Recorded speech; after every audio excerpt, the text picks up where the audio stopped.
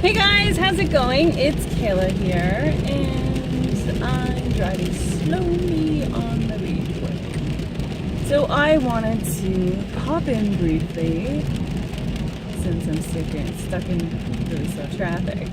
I wanted to just pop by and let you guys know that for the last 4 days, I have been almost completely raw. I've eaten one and I totally planned it. I decided for the rest of the month of November, I'm going to use it as a transitional time. So getting rid of the, cooked stuff in my kitchen and just any stuff that would tempt me to make something that is not on plan, so I can focus all of my energies on cleaning out my body and just simplifying everything. So I've decided for now, I did 2 days full out raw, just kind of kept happening. And then on the third day I decided, okay, actually I think I decided on the second day, I was like, okay, tomorrow I'm gonna have one cooked meal.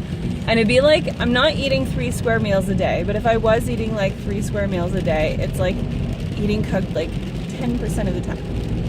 Now, the cooked meal I have, it's not like I ate vegan pizza or a cake or something like that.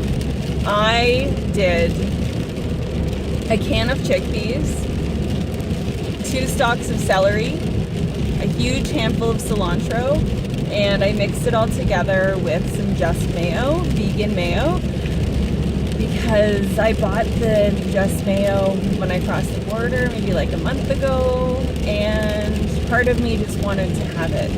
I wanted to have that, and I put a lot of it on there. I definitely, probably half the calories I had for dinner were just from the sauce. I just mixed it all together and then put some pepper and paprika on top. And that was what I considered my cooked meal, and it wasn't even warm food. It was just what I decided to eat as my non-raw meal, because it wasn't raw, and it was definitely higher in fat, and beans are not raw unless you sprout them. So I did that, and today I've gone back to raw. And so I think the biggest goal with this, it's not that I can't do raw, it's that when those times come up and I have to get creative with an alternative, to get back on track the next day is really what my downfall was back in the spring when I went out for a vegan meal on Mother's Day. It's the elusive, the infamous Mother's Day. We all went to a vegan restaurant, which was amazing because I'm the only one that actually is vegan. And I made the active decision to eat a cooked thing, and I, had lots of raw stuff with it. But then we went out for vegan desserts, and it was never the same after that. So what I want to really teach myself moving forward is if there's that situation where I have to have something cooked, get back on track the next day.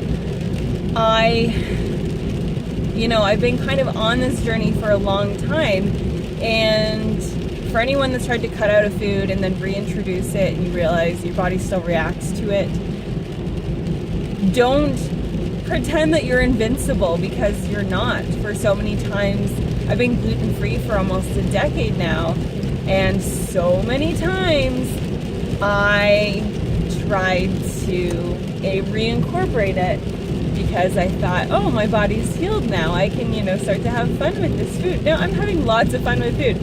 There's a lot of fun you can have with raw food. You can do a lot of fun with gourmet. And you need to remember that if you have made progress because you've made these positive changes in your health, you've added in the good things and eliminated the bad things, you need to remember that you need to stay on that path to stay feeling that good.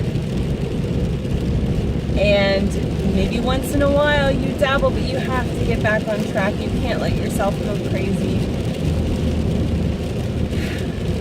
Yeah, feeling good. For the first 3 days, I swear, my entire system shut down. I have no idea where all that food went. I ate like 10 bananas and this massive salad and all this stuff, and I'm like, where is it going? It's not coming out of my body. And then finally, it's like my body has this like 3-day transition. So I'm hoping that that really high fat meal I had last night did not throw me off completely. So today, what I've had so far, I had 5 bananas, 2 apples, and then I had this raw spinach soup that I made in the blender.